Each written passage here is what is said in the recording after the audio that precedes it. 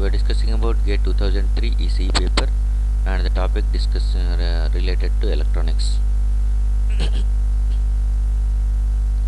Choose the proper substitutes for X and Y to make the following statement correct.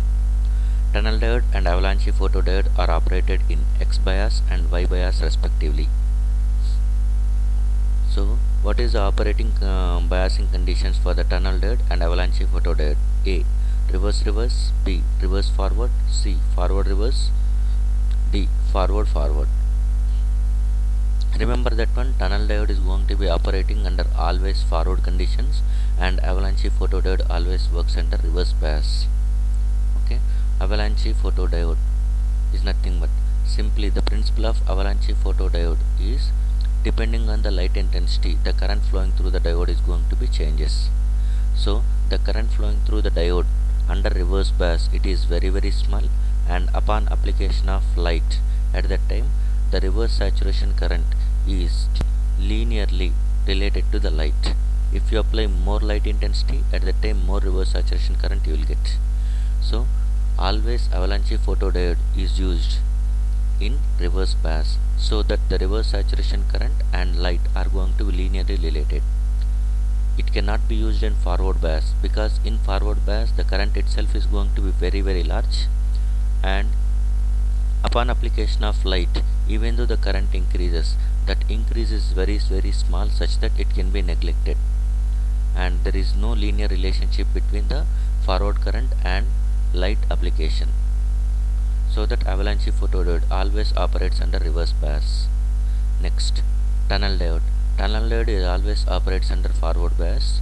Tunnel diode, the main characteristic of tunnel diode is nothing but it will be having negative resistance region in its forward bias. So the tunnel diode characteristics are going to be looks like this one.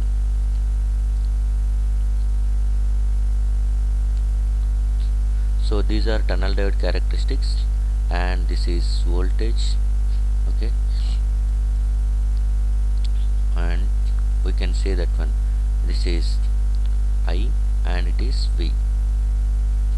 By that time this will be treated as IP, that is peak current, and IV is nothing but valley current. So during this portion, and peak current existing at a voltage which is called as VP, peak voltage. It is not peak voltage, it is the voltage at which peak current results, and VV is the voltage at which valley current results. So if you observe, okay, at that time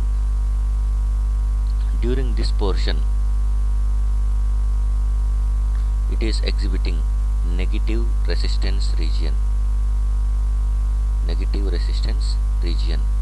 and afterwards this is valley voltage, and the characteristic, if you are going to say, this will be treated as V gamma, cut-in voltage, and afterwards it acts as ordinary diode. So over here normal diode, it acts as normal diode. So during this portion, before this negative resistance it acts as on switch, and after this it is acting as off switch. Between V gamma and VV, between the valley voltage and V gamma is nothing but cut-in voltage of ordinary diode. Between those two values it acts as off switch, whereas before this negative resistance region it is on switch. So that the tunnel diode is operates under forward bias condition only, and that too below the cut-in voltage, because on and off are going to be occurring within the cut-in voltage itself. Due to negative resistance region, this is going to be acting as a very high speed switch, and it is also used to generate very high frequency oscillations, even in the frequency range of gigahertz. That is the specialty of tunnel diode. So tunnel diode always operates under forward bias, whereas avalanche photodiode operates under reverse bias. The right answer for this one is C.